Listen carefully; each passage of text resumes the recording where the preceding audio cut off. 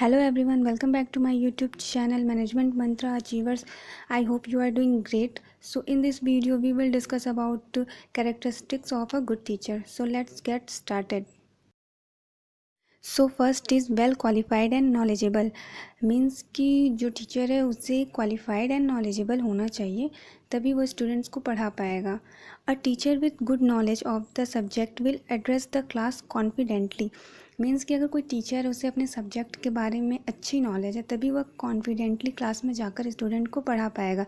Otherwise वो confident नहीं रहेगा और क्लास में जाकर अच्छे से नहीं पढ़ा पाएगा.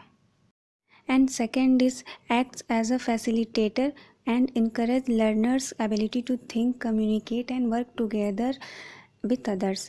मीन्स कि जो टीचर है उसे एज अ फैसिलिटेटर की तरह वर्क करना चाहिए और लर्नर्स को इनकरेज करना चाहिए कि उनकी जो थिंकिंग एबिलिटी है या फिर कम्युनिकेशन की जो एबिलिटी है और जो मतलब वर्क टुगेदर विथ अदर्स, मतलब जो दूसरों के साथ काम करने में वो कंफर्टेबल हो सके और उनकी जो भी थिंकिंग एबिलिटी है उसको भी इम्प्रूव करना, कम्युनिकेशन स्किल्स उसको इम्प्रूव करना, ये सब सारे टीचर के क्वालिटीज़ में ही आते हैं. And third is motivate student to succeed in life. और हमेशा स्टूडेंट को मोटिवेट करना चाहिए कि वो जिससे कि अपनी लाइफ में सक्सेस हो सकें. And fourth is plan the course content considering the pace and capacity of students. Means कि एक टीचर को स्टूडेंट की कैपेसिटी के अकॉर्डिंग ही कोर्स कंटेंट प्लान करना चाहिए. पेस मतलब होता है स्पीड, मतलब कि स्टूडेंट की समझने की स्पीड क्या है या फिर कैपेसिटी क्या है, उसके अकॉर्डिंग ही कोर्स कंटेंट प्लान करना चाहिए. कि मतलब फॉर एग्ज़ाम्पल अगर एक स्टूडेंट है उसे नहीं समझ में आ रहा है तो टीचर को उसे ईज़िली वे में स्टूडेंट को समझाने का ट्राई करना चाहिए.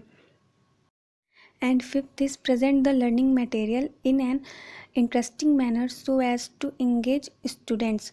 मीन्स कि एक टीचर को लर्निंग मटेरियल का यूज़ ऐसे करना चाहिए जिससे कि स्टूडेंट उस चीज़ में इन्वॉल्व हो सके.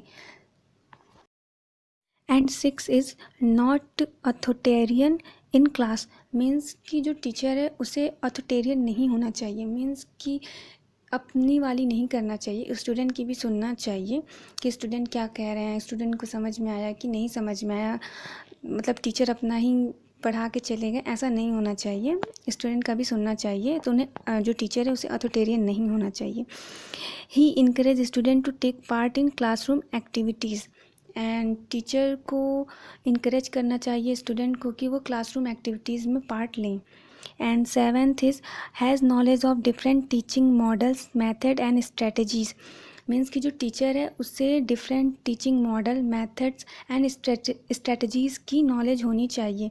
ही also knows about how to use these effectively according to the need and personality of student. And जो भी मतलब टीचिंग मेथड है, मॉडल है या फिर स्ट्रेटजीज़ हैं, उसे कैसे यूज़ करना है, मतलब ये भी टीचर को पता होना चाहिए. सो अब इससे रिलेटेड क्वेश्चन भी देख लेते हैं. So student are impressed by teacher because of first looks, second educational qualification and knowledge, third sense of humour and fourth moral character. So answer is B.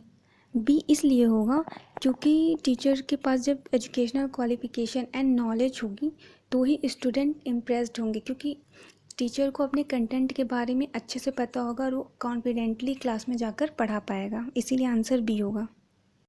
सो ऐसे ही एनटीए यूजीसी नेट के exams में question पूछे जाते हैं.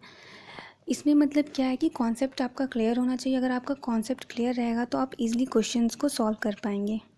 I hope today's video useful for all, and thank you for watching my video.